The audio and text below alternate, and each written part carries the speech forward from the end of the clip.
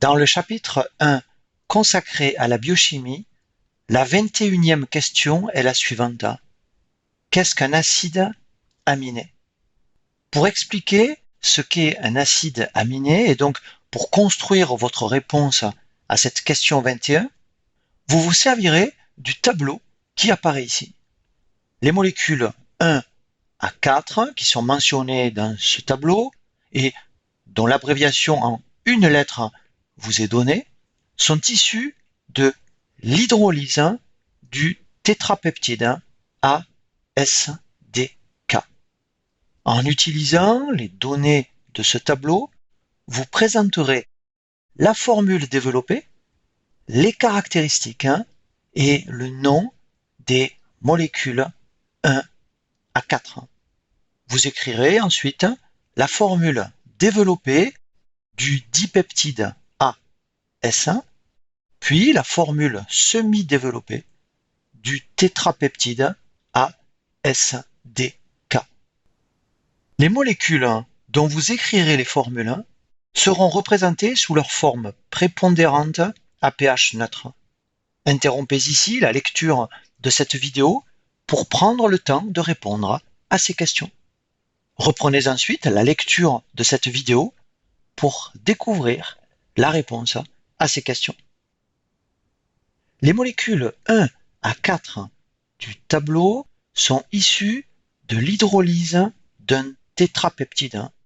Un tétrapeptide est une molécule formée par l'établissement de liaisons covalentes entre 4 acides aminés. L'hydrolyse de ce tétrapeptide permet de rompre ces liaisons covalentes, conduisant ainsi à libérer les 4 acides aminés qui le constituent. Les molécules 1 à 4 données dans ce tableau sont donc des acides aminés. Les acides aminés sont des molécules organiques composées d'atomes de carbone, d'hydrogène, d'oxygène et d'azote, mais parfois aussi de soufre. Les acides aminés sont les monomères constitutifs d'un polypeptide et les protéines sont formées par une chaîne polypeptidique, comme ici, ou parfois par plusieurs chaînes polypeptidiques. Il existe 20 types différents d'acides aminés entrant dans la composition de nos protéines. Et ces acides aminés sont représentés ici par des petites billes de couleurs différentes. Ces 20 acides aminés constitutifs des protéines sont qualifiés d'acides aminés protéinogènes. Les molécules 1 à 4 que vous deviez présenter sont des acides aminés protéinogènes. Avant d'écrire la formule précise de ces 4 acides aminés, présentons d'abord sous sa forme développée la formule générale d'un acide aminé. Pour écrire la formule générale développée d'un acide aminé, positionnons d'abord le carbone central de l'acide aminé, appelé le carbone alpha. Rappelons qu'un atome de carbone est tétravalent, c'est-à-dire qu'il peut établir 4 liaisons covalentes simples avec d'autres atomes, tels que par exemple l'hydrogène. Le carbone alpha d'un acide aminé est lié aux 4 éléments suivants. Premièrement, il est lié à un groupement COOH, c'est-à-dire un groupement acide carboxylique. Ce groupement est acide car il peut céder un proton. Deuxièmement, le carbone alpha est lié à un groupement NH2 ou groupement amène qui est une base, c'est-à-dire que ce groupement peut fixer un proton. Parce que ce carbone alpha porte à la fois une fonction acide et une fonction amine, la molécule complète est appelée un acide aminé. Troisièmement, le carbone alpha est lié à un atome d'hydrogène. Et quatrièmement, le carbone alpha est lié à un groupement appelé le radical R1. Les 20 types d'acides aminés qui entrent dans la composition de nos protéines ont chacun un radical R1 différent. Ce radical R1 est également appelé la chaîne latérale de l'acide aminé. C'est ce radical R1 qui est donné dans la troisième colonne du tableau de départ, et la nature de ces radicaux permettra d'écrire les formules complètes des acides aminés 1 à 4. Dans un acide aminé, les 4 groupements chimiques portés par le carbone alpha sont chimiquement différents, sauf pour un acide aminé particulier appelé la glycine et dont le radical se limite à un atome d'hydrogène.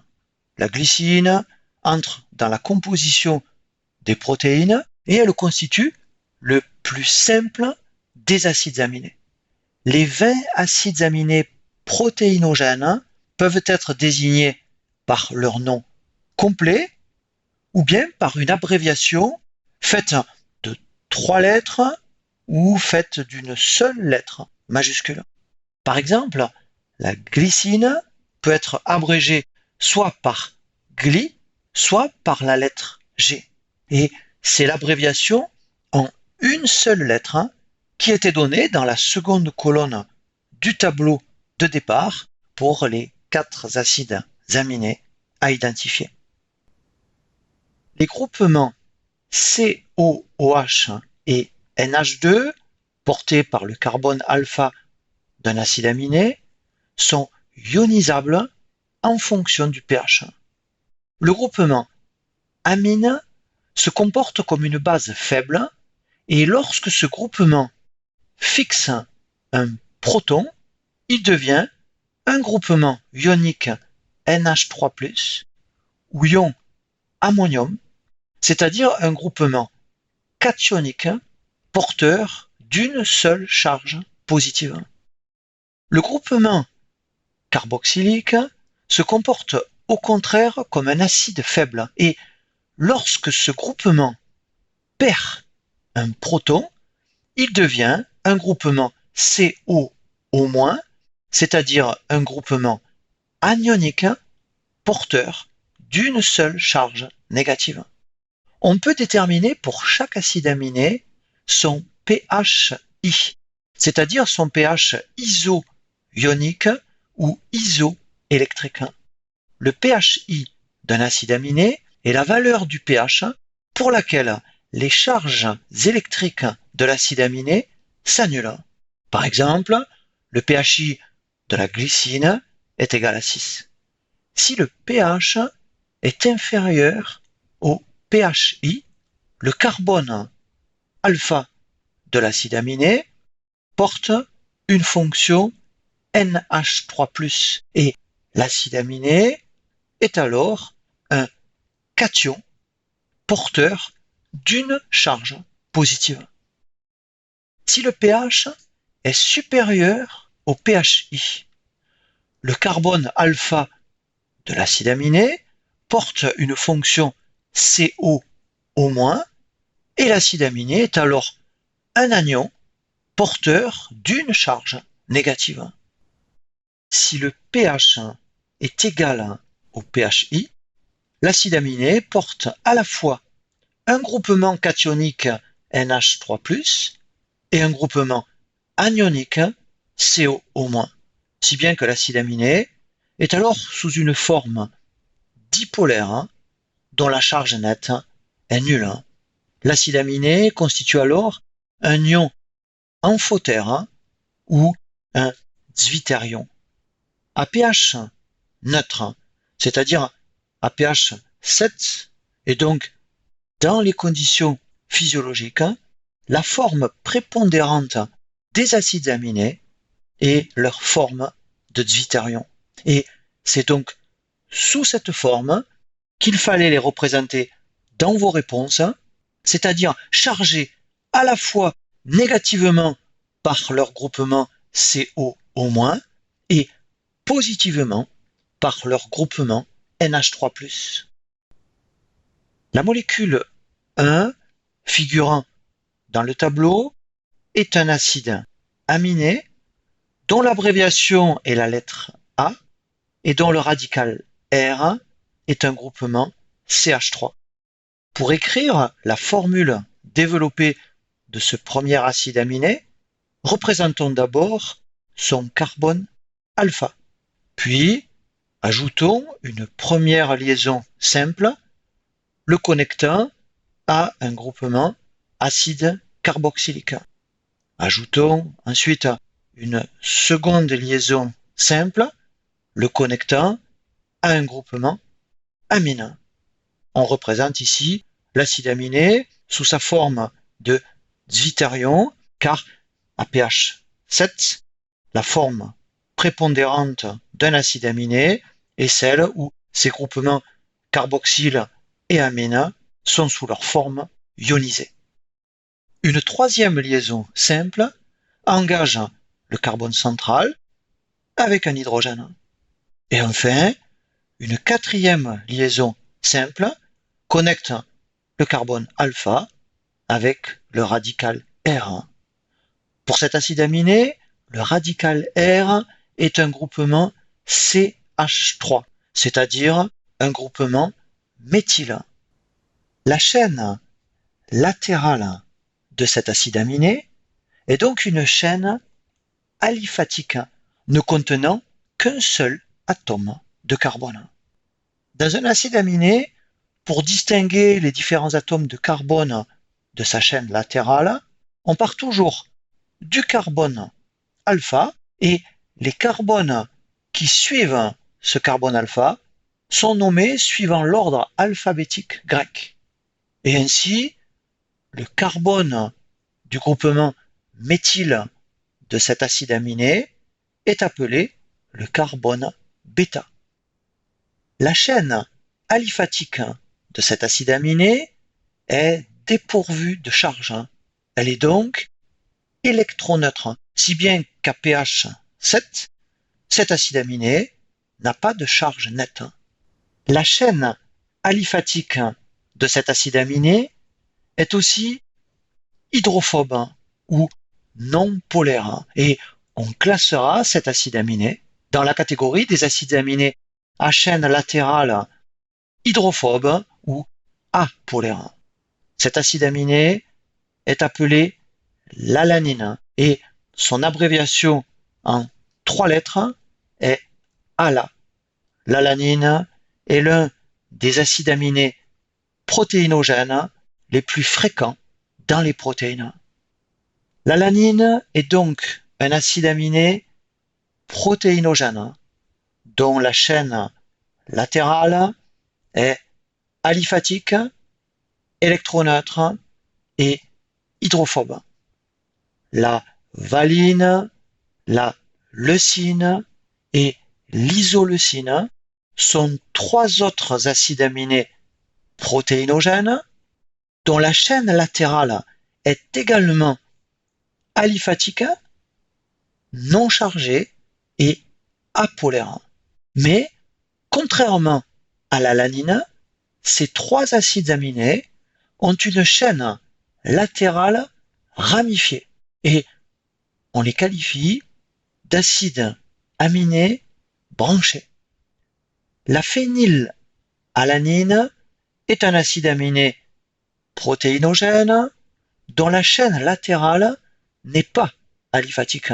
En effet, la chaîne latérale de la phénylalanine porte un cycle aromatique benzénique. La phénylalanine est un acide aminé qualifié d'aromatique.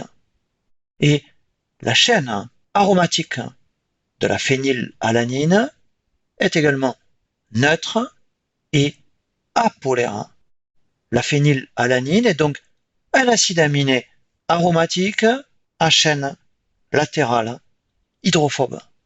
Parmi les 20 acides aminés qui composent nos protéines, certains sont qualifiés d'acides aminés essentiels car nous ne pouvons pas les synthétiser et que nous devons donc les apporter par notre alimentation. La phénylalanine ainsi que les 3 acides aminés branchés que sont la valine, la leucine et l'isoleucine font partie de nos acides aminés essentiels. Passons maintenant à la molécule 2 du tableau. Ce second acide aminé, dont l'abréviation est la lettre S, a pour radical CH2OH. On peut écrire la formule développée de ce second acide aminé en représentant d'abord la partie commune de tout acide aminé centré sur le carbone alpha. Et à pH 7, cette partie commune est composée à la fois d'un groupement COO- et d'un groupement NH3+. On va connecter ensuite au carbone alpha le carbone du radical CH2OH. Cet acide aminé numéro 2 ressemble à l'alanine que nous venons de voir, puisque sa chaîne latérale est aussi une chaîne aliphatique ne contenant qu'un seul carbone.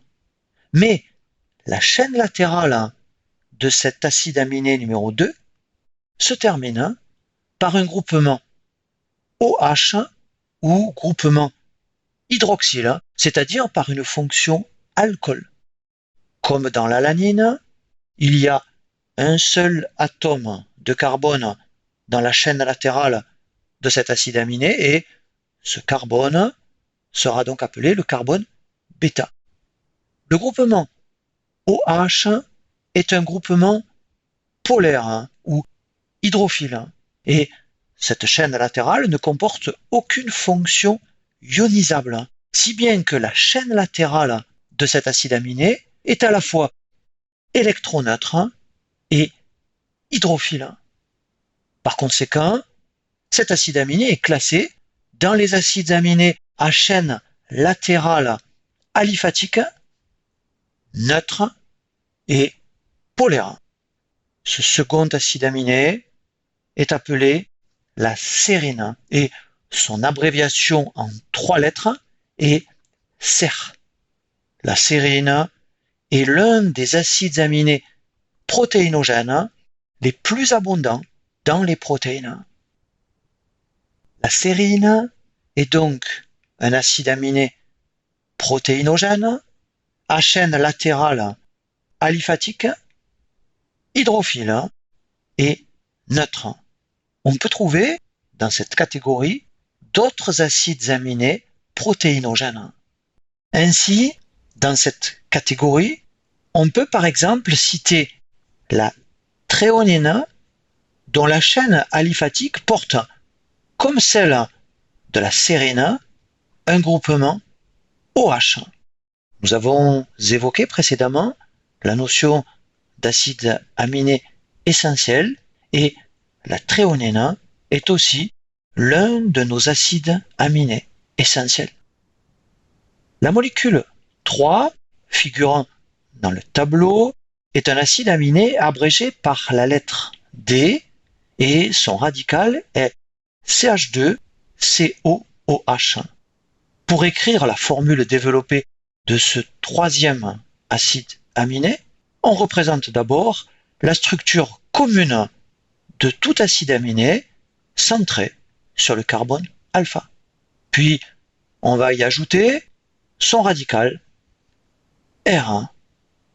Ce radical est une chaîne latérale aliphatique formée par un carbone bêta lié à un groupement acide carboxylique terminal.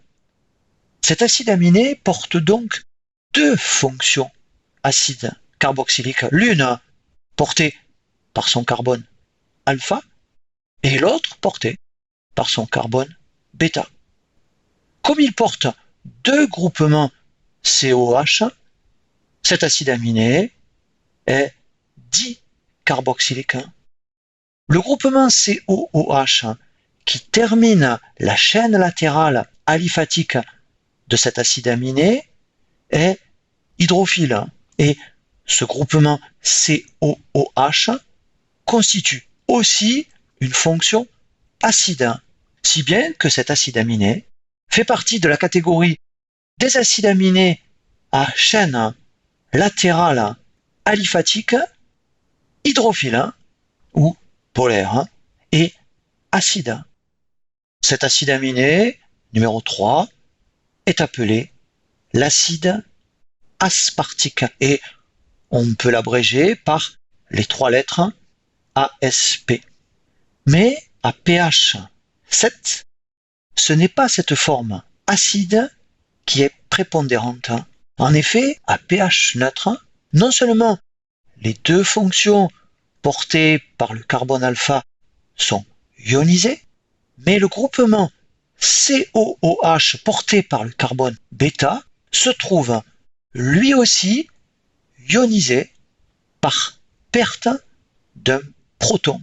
Et ainsi, à pH 7, la chaîne latérale de cet acide aminé se termine non pas par un groupement COOH,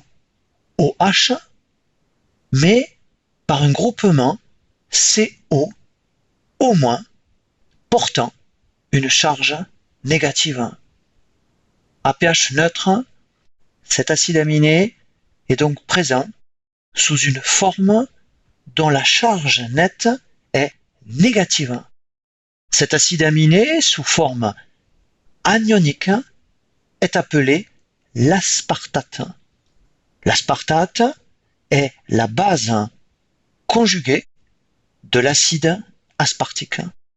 L'aspartate est un acide aminé protéinogène, mais il constitue aussi un neurotransmetteur excitateur dans le système nerveux central.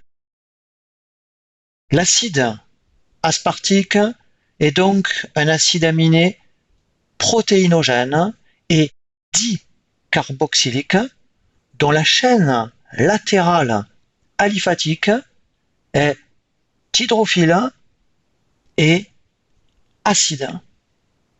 À pH neutre, cet acide aminé est sous une forme anionique appelée l'aspartate.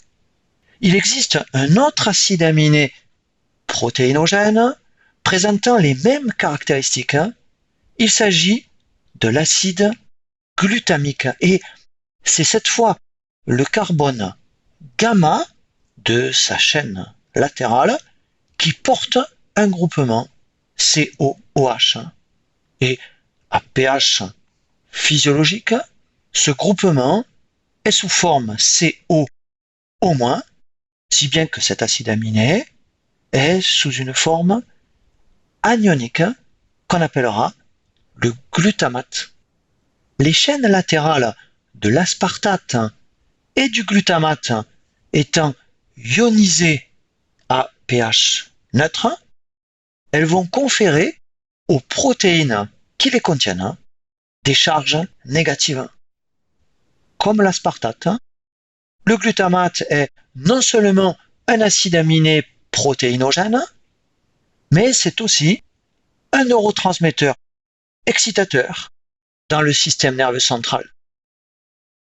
La molécule 4 est un acide aminé abrégé par la lettre K et son radical est CH2 répété 4 fois NH2.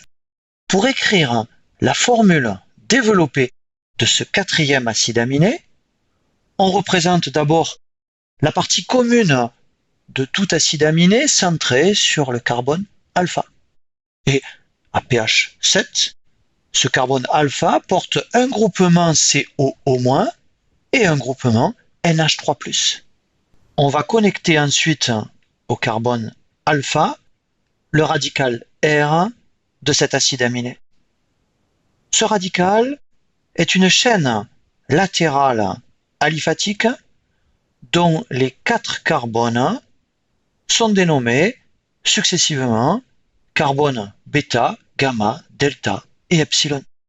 Cet acide aminé possède à l'extrémité de sa chaîne latérale un groupement NH2 ou groupement amine porté par le carbone epsilon.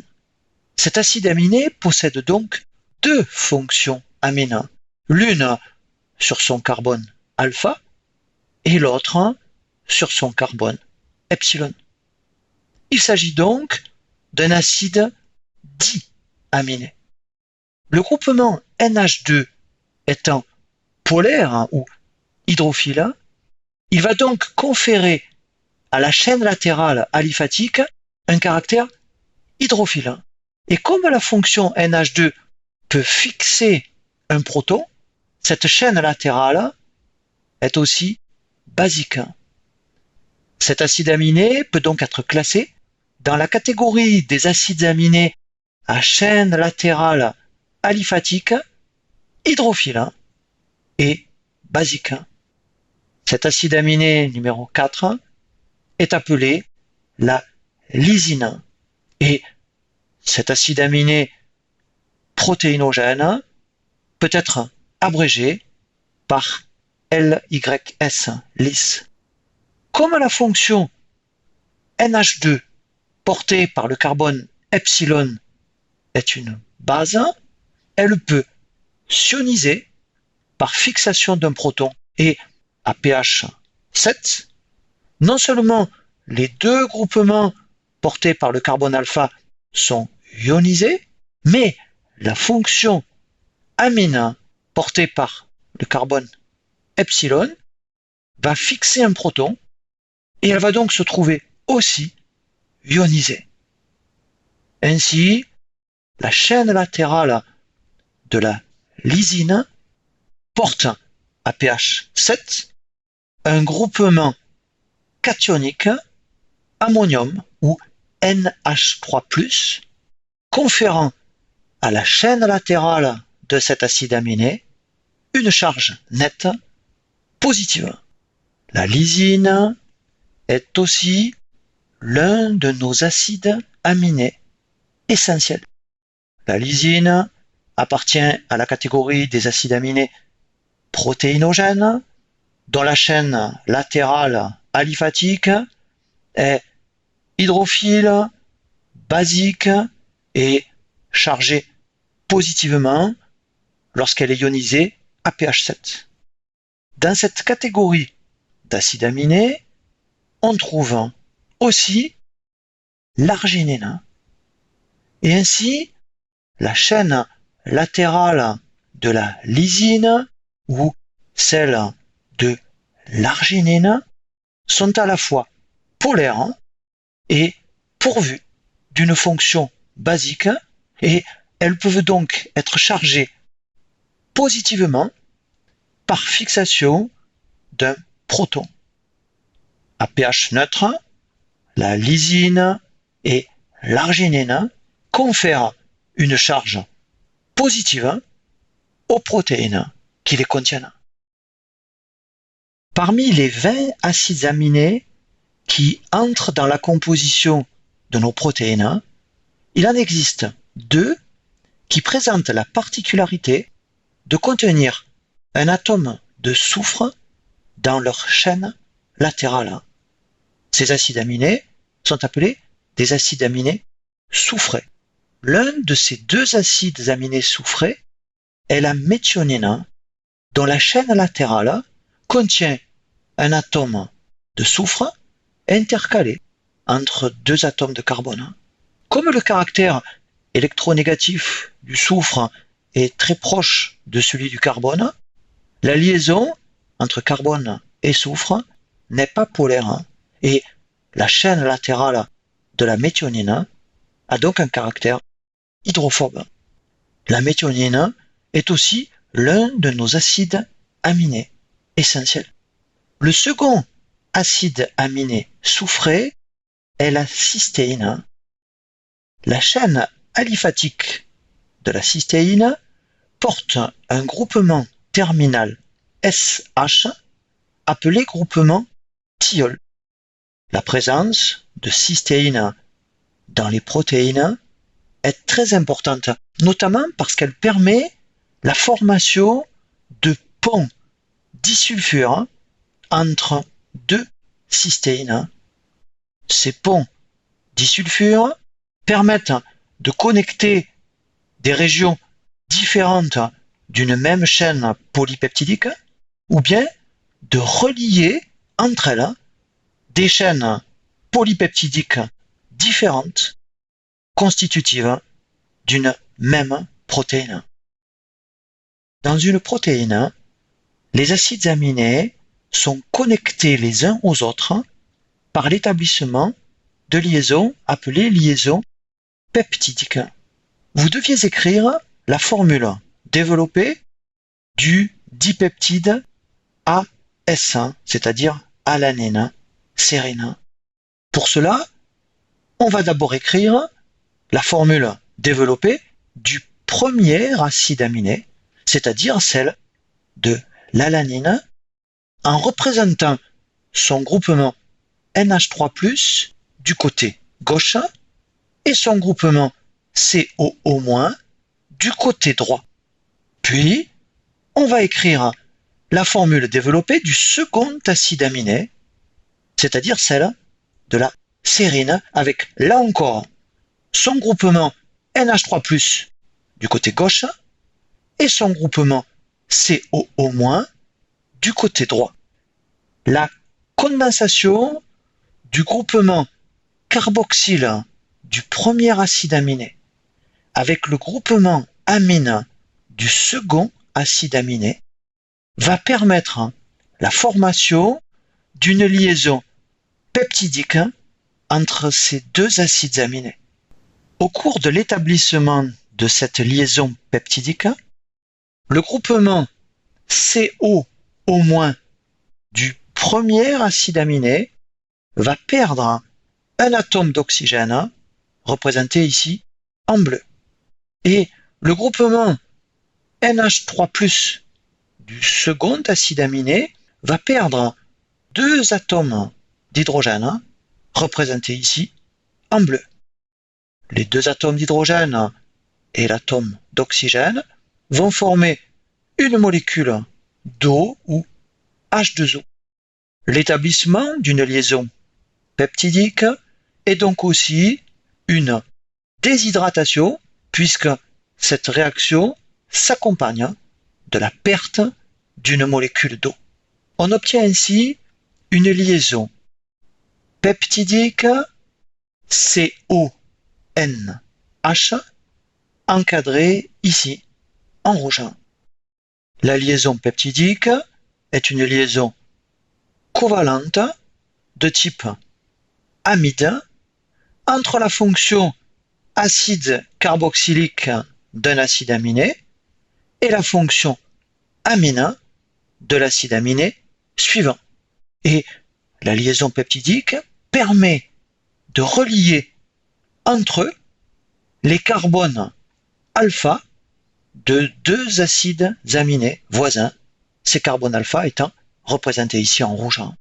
La molécule issue de l'établissement d'une liaison peptidique entre deux acides aminés est appelée un dipeptide. Et voici la formule développée du dipeptide AS qu'on vous demandait d'écrire.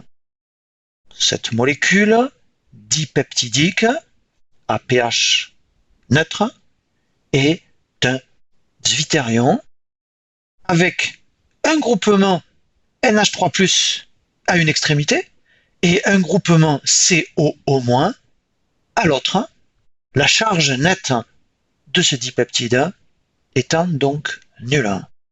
Notons qu'avec ces deux mêmes acides aminés que sont l'alanine et la sérine, on aurait pu écrire un autre dipeptide de nature différente, le dipeptide SA, en plaçant alors la sérine en premier, puis l'alanine en second. L'établissement d'une liaison peptidique a conduit à la libération d'une molécule d'eau et l'hydrolyse d'un dipeptide qui permet de rompre la liaison peptidique entre les deux acides aminés, va nécessiter, au contraire, la consommation d'une molécule d'eau.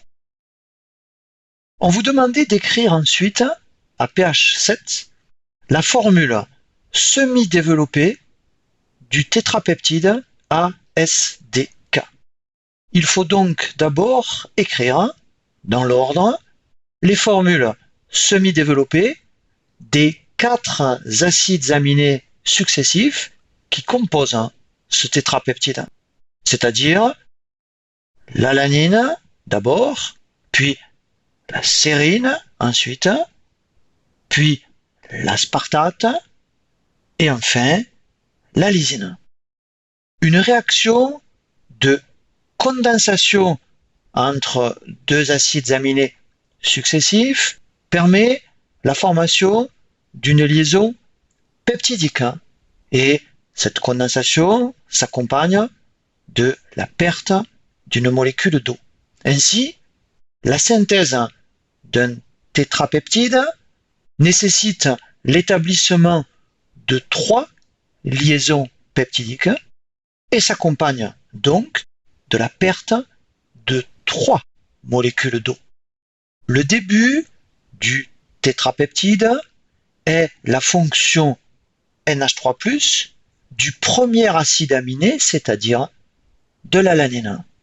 On positionne ensuite le carbone alpha de l'alanine, porteur du radical spécifique de l'alanine, c'est-à-dire du radical CH3. Puis, on écrit la première liaison peptidique qui connecte le groupement CO de l'alanine au groupement NH de la sérine. On place ensuite le carbone alpha de la sérine portant son radical spécifique CH2OH. Puis on écrit la seconde liaison peptidique qui connecte le CO de la sérine au NH de l'aspartate. On positionne ensuite le carbone alpha de l'aspartate portant son radical spécifique CH2CO-. Ce radical étant anionique à pH 7. Puis on écrit la troisième et dernière liaison peptidique qui connecte le CO de l'aspartate au NH de la lysine. On place ensuite le carbone alpha de la lysine, porteur du radical spécifique de la lysine, ce radical étant cationique à pH 7. On écrit, pour finir, la fonction CO- de la lysine. Notons que ce tétrapeptide à pH 7 est électriquement neutre puisque viennent se compenser la charge négative du radical de l'aspartate et la charge positive du radical de la lysine. Tout polymère d'acide aminé tel que ce tétrapeptide est orienté et ainsi un polymère d'acide aminé débute toujours par une extrémité N-terminale ou terminaison amine qui appartient au premier acide aminé de la chaîne, c'est-à-dire l'acide aminé dont la fonction amine, qui est ici ionisée, n'est pas engagée dans la liaison peptidique. Et un polymère d'acide aminé se termine toujours par une extrémité C-terminale ou terminaison carboxyle, qui est la fonction acide carboxylique, ici ionisé, du dernier acide aminé de la chaîne, c'est-à-dire de l'acide aminé dont la fonction acide n'est pas engagé dans une liaison peptidique. Nous avons vu que la synthèse de ce tétrapeptide s'est accompagnée de la libération de 3 molécules d'eau. Et inversement, l'hydrolyse de ce tétrapeptide, qui était évoqué au début de cette vidéo, a nécessité 3 molécules d'eau pour rompre les 3 liaisons peptidiques et libérer ainsi les 4 acides aminés A, S, D et K. La mise en place de plusieurs liaisons peptidiques successives permet de construire un polypeptide, c'est-à-dire un polymère constitué par de nombreux acides aminés unis les uns aux autres par des liaisons peptidiques. Et cette synthèse se réalise dans les ribosomes, à l'intérieur du cytoplasme de nos cellules, à partir d'une information portée par un ARN messager. L'ordre précis des acides aminés dans la chaîne polypeptidique est ainsi déterminé par l'information portée par l'ARN messager. Les protéines sont ainsi formées par une ou plusieurs chaînes polypeptidiques qui vont adopter dans l'espace des formes spécifiques qui les rendent fonctionnelles. Nous avons vu que certains acides aminés protéinogènes assurent d'autres fonctions que celles de matériaux de construction des protéines. Et ainsi, dans le système nerveux central, l'aspartate et le glutamate sont des neurotransmetteurs excitateurs. Et la glycine, qui est le plus simple des acides aminés, est un neurotransmetteur inhibiteur. Il existe aussi des acides aminés non protéinogènes, c'est-à-dire des acides aminés qui ne sont jamais présents dans la structure d'une protéine. C'est par exemple le cas de l'ornithine et de la citrulline, qui sont 2 acides aminés non protéinogènes qui interviennent dans la production d'urée par les cellules de notre foie.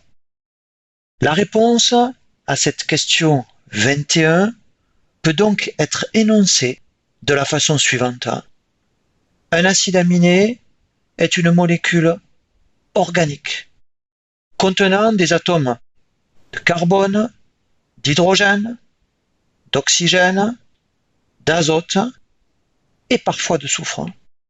Le carbone central d'un acide aminé, qu'on appelle le carbone alpha, porte un groupement acide carboxylique, un groupement amine et un radical R qui diffèrent selon les acides aminés.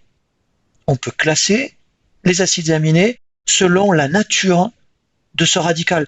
Ainsi distingue-t-on des acides aminés hydrophobes, comme l'alanine, et des acides aminés hydrophiles, comme la sérine, mais aussi des acides aminés acides, comme l'acide aspartique, et des acides aminés basiques, comme la lysine.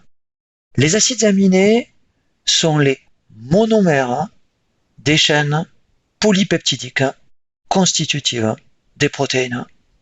Un polypeptide est formé par une succession ordonnée d'acides aminés unis les uns aux autres par des liaisons peptidiques. 20 acides aminés différents, qualifiés d'acides aminés protéinogènes, entrent dans la composition de nos protéines. Dans la prochaine vidéo, nous aborderons les différents niveaux de structure des protéines.